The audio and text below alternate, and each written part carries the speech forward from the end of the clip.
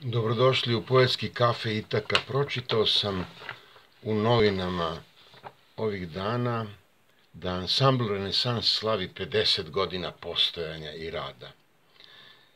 Ja se sjećam njihovih početaka.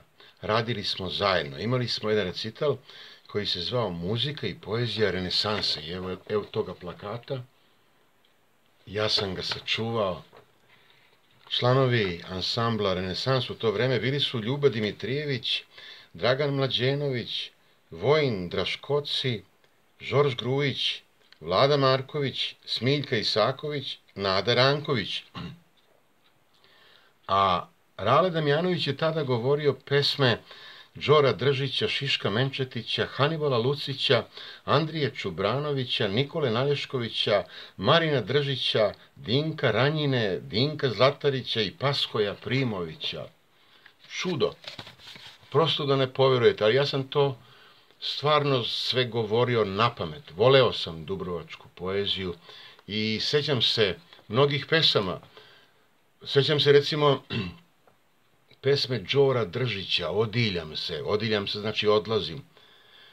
Odiljam se moja vilo, Bog da nam bude u družbu, plać i suze moje i tužbu da bi znala moja vilo, odiljam se. Pokleti je služba mila koju ti sam ja činio, a sad te sam ucvilio, ostaj s Bogom moja vilo, odiljam se. Neka srce ne zabludi, da ne bude drugoj služit, a s tobom se ne razdružit. Ostaj s Bogom, moja vilo, odiljam se. O kako ja, moja vilo, odiljam se, a ne vijem komu ostavljam lič se bilo, moja vilo. Bili su to stvarno neobični koncerti, muzičari obučeni u ta renesansna odela sa neobičnim, čudesnim i čudnovatim instrumentima uz puno igre, klanjanja.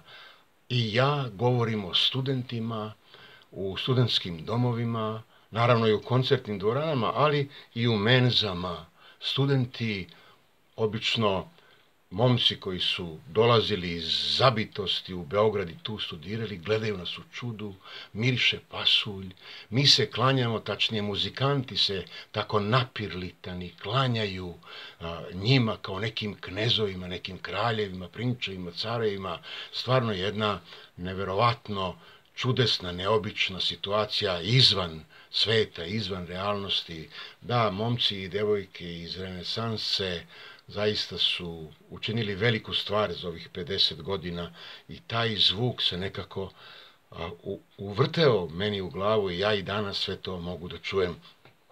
Bio je to jedan od tih neobičnih recitala kakve sam ja imao, kakav je, na primjer, bio moj prvi recital na Filološkom fakultetu koji se zvao hej, nebo, skini kapu, mi dolazimo. Bila je to neka najava, demonstracija studentske 1968. godine, govorio sam samo Oblaka u pantalonama i Anu Snjeginu, ili možda je taj recital nalikovao na jedan koji je izveden u Subotici, koji je imao naziv Pesme ljubavi i smrti. On je počeo na trgu, u onoj fontani, da kažem tako, sa cvećem.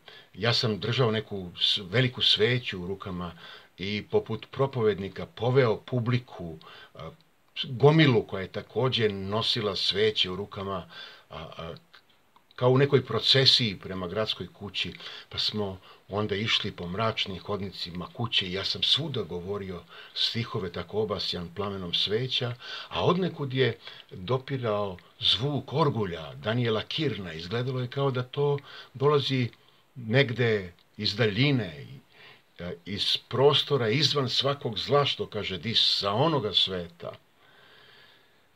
Jedan od takvih recitala održao sam i u Novom Sadu 69. godine, dakle tačno pre 50 godina, ali i pre toga i posle toga ja sam govorio na trgovima, u Bezistanima, kod fontana, na berbama grožđa, na gradilištima, na radnim akcijama. Sve u svemu izveo sam poeziju na ulicu i voleo sam da govorim na trgovima. Sjećam se vrlo dobro, na Keju Novosadskom bio je neki performans koji sam ja otvorio stihovima Branislava Petrovića, Ja general, potomak generala ratnika, generala patnika, generala ljubavnika, generalni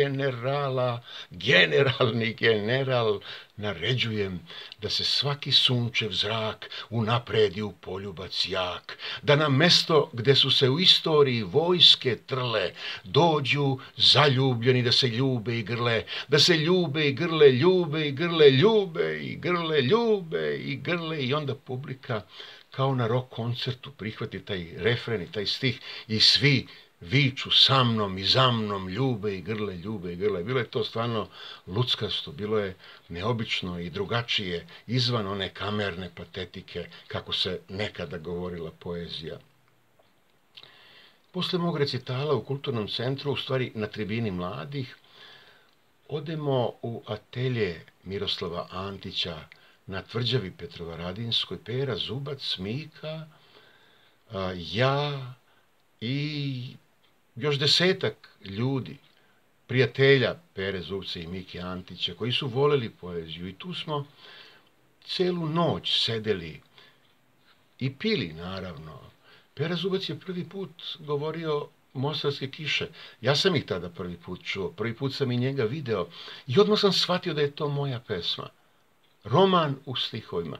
I tada počinje moja avantura sa Mostarskim kišama koja traje 50 godina. A Mika Antić je govorio svoju pesmu Balada, koju sam ja zavoleo.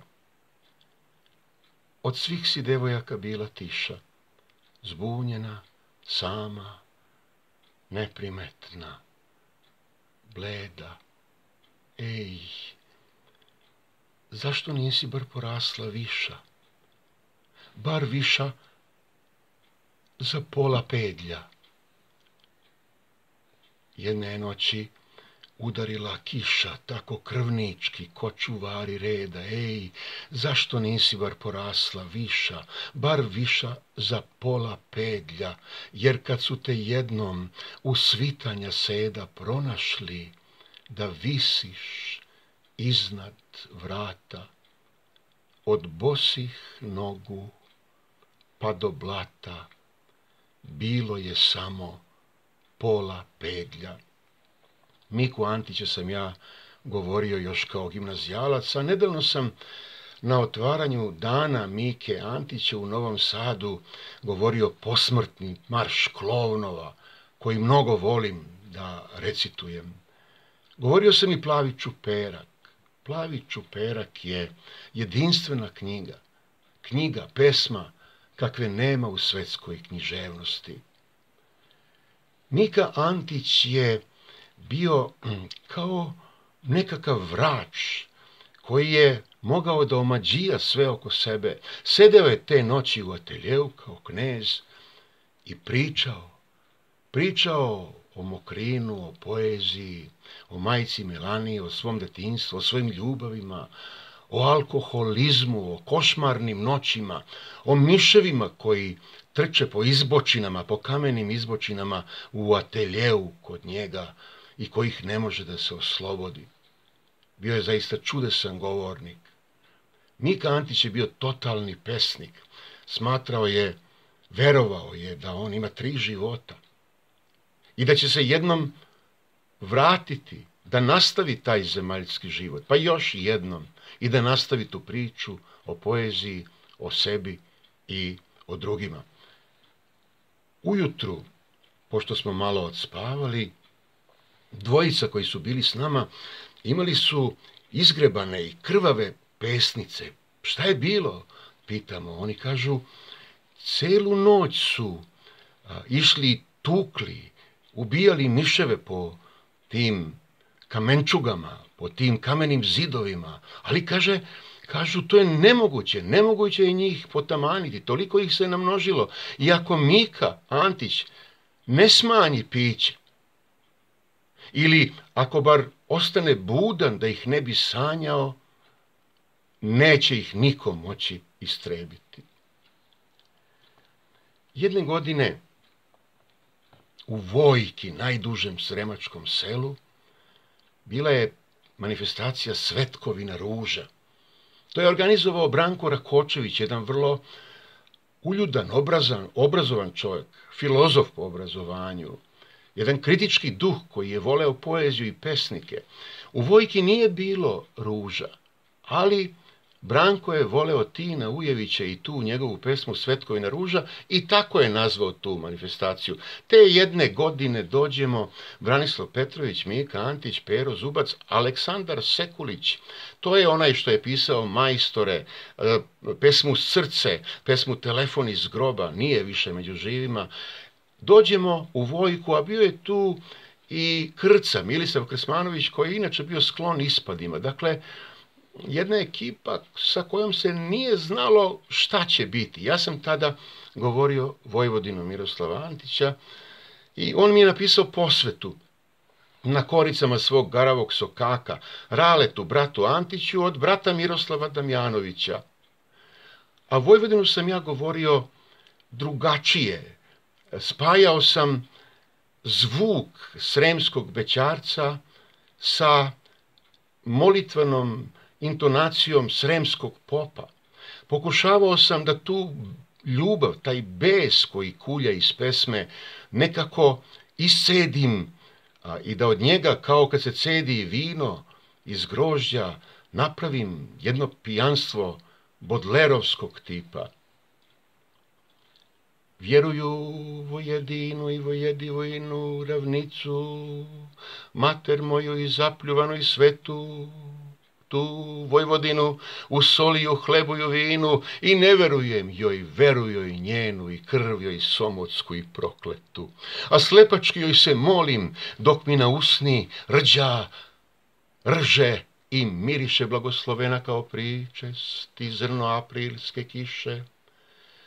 Muču steoni vinogradi, peni se jesen u kacama, rđeju po bespućima vetrovi sa kutnjacima masnim od slanine, rodio te otac, ubio te sin, brat bratu o vratu i po vratu, a krstovi najveće drveće, a grobovi najveće planine, na usni tamjan i nafora, nozdrva od bosiljka bela, zubi utrnuli od bećarca i truli od opela.